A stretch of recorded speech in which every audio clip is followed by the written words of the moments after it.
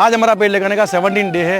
ये पेड़ है आदिल शेख का नाम का, और ये पेड़ है उषा खान शाह के नाम का, ये पेड़ है मनीषा के नाम का, और ये पेड़ है ऋतुराज के नाम का।